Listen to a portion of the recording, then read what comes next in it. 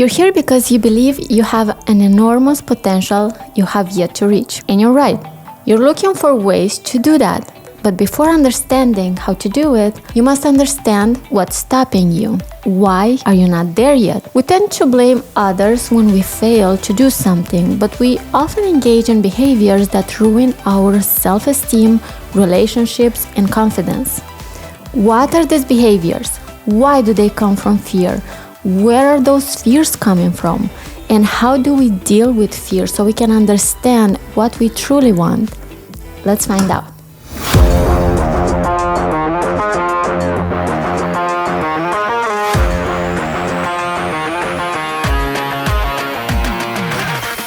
We often have thoughts like, I want to do something meaningful in life. I think I can, but I don't know how. And let's be real, who am I to do this? I mean, look at me, probably not smart enough, not beautiful enough, not resilient enough. Others' critique or rejections will destroy me. Now, I'm not ready, so I'm not gonna do it, and I'm tired. I'll probably do it tomorrow, or on Monday, or maybe January 1st next year. Or you might have thoughts like, I've met someone, and I think it might be love, but no way. This is too good to be true. I will probably end up betrayed and hurt like always, so I'd better step back now before that happens. Do you know what are these thoughts? These are self-sabotage thoughts, and they are usually followed by self-sabotaging behaviors. These are avoidance tactics your brain develops to protect your brain from your fears, from the big emotions that might be associated when you try to conquer these fears. For example, if you fear being alone, you might avoid this fear by staying in abusive relationships. The opposite is true as well. Sometimes we experience a toxic relationship. Consequently, you might engage in self-sabotaging behavior of pushing away people who love you because you're afraid you'll end up getting hurt in the end. You sabotage the relationship out of fear. If you fear failure in your career, you might avoid this fear by never applying for the jobs you truly want or never making steps to open that business you always dreamt about. If you fear being disliked, you may avoid this fear with the self-sabotaging tactic of pretending to be someone you're not. You tend to develop unhealthy fears when you lack the mental or emotional skills necessary to handle difficult situations. Brianna Wiest refers to these skills as emotional intelligence and mental strength in one of the books I will discuss today. The Mountain is You. Wiest explains that you self-sabotage when you desire a change but are too afraid to act. And discipline equals freedom. Willing agrees that self-sabotaging behaviors stem from fears. However, he believes these fears aren't of situation, but instead are fears of the work it takes to succeed in those situations. So in Willing's view, self-sabotage is a form of laziness and a way to avoid doing scary, painful, or hard work. In The Obstacle is the Way, Ryan Holiday agrees that facing and overcoming challenging situations is necessary for personal growth. However, Holiday goes a step farther, arguing that you should actively embrace difficult situations as means of developing as a person. Difficult situations teach us things that we may not have otherwise discovered. So basically, tragedies shake us out of our comfort zone, reveal new choices in life that might not have been possible before, uncover our strength, and help us find meaning in life and failure. It is the most effective way to learn. Failure prompts you to look at things in a new light and develop ideas you might not have otherwise thought of. There are two steps in overcoming self-sabotage.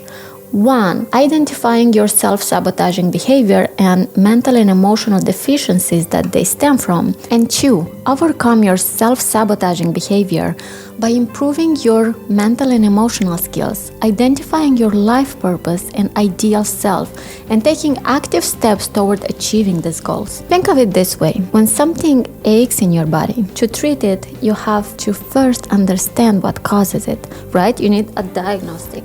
And only after you find the cause can you come up with the right treatment plan. It is essential first to identify everything you're unhappy about and want to change in your life. Then, create a list of behaviors that are preventing you from making those changes. These are self-sabotaging behaviors. In Awaken the Giant Within, Tony Robbins advocates focusing on what we truly want. Many people can't come up with a plan because they don't know what they want.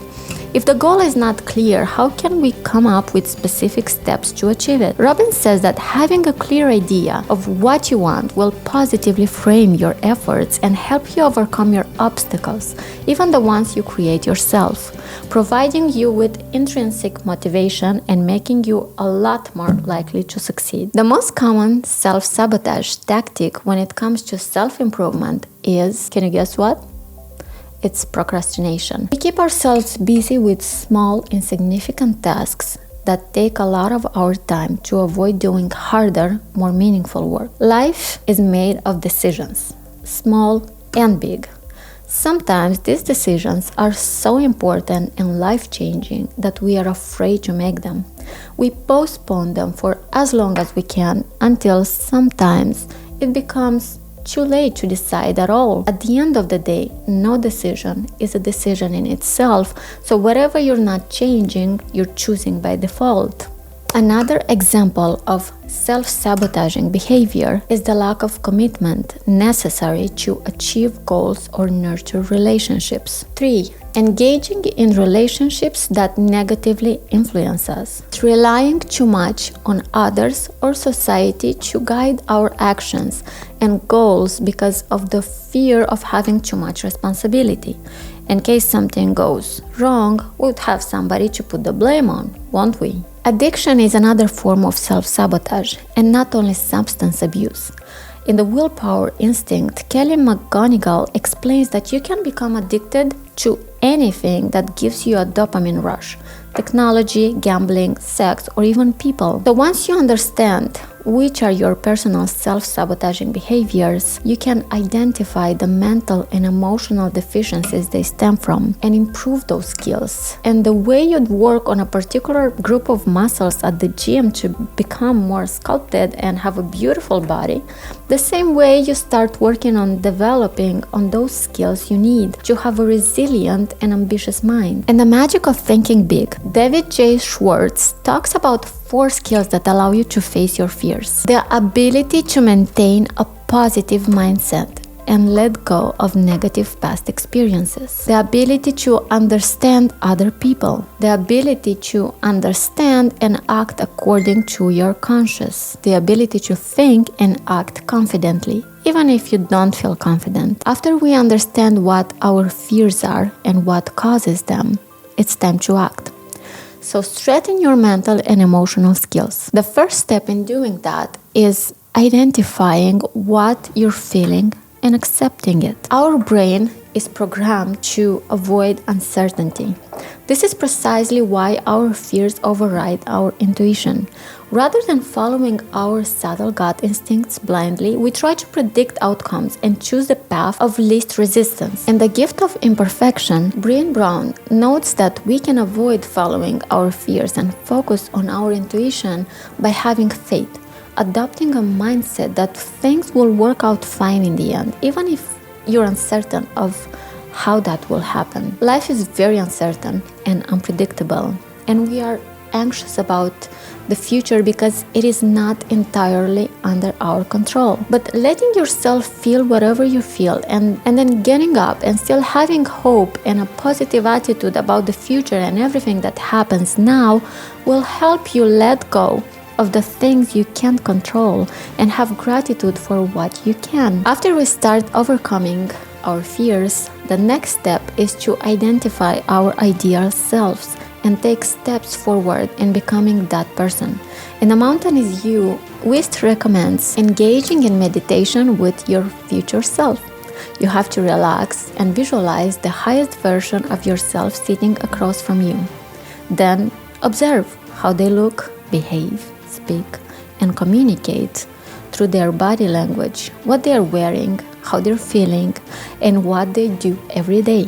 What job they're doing, the relationships they have, their habits. When you're facing a real life decision, imagine how your future self would feel about your choice. Would they be thankful or disappointed? There is, in my opinion, a problem with developing empathy and courage to do all the things you want, like trying new relationships, learning hard things, and overcoming your fears. You grow, and you're less likely to put up with all other people's BS, people who haven't done the necessary work on themselves yet. And you're giving it a try, but they still disappoint you in the end because they might be slightly behind in working on themselves. But don't forget, now, along with all the work you've done for yourself, you'll also be much more resilient, have more self-love and self-respect to get over these disappointments and start over, because life is made of these experiences. Some are bad, some are amazing, but absolutely all of them are essential steps in your journey. And if you have the right mindset, you'll get an important lesson from each one of them. But first, you have to climb that mountain to see the whole picture. And that mountain is you. You got this.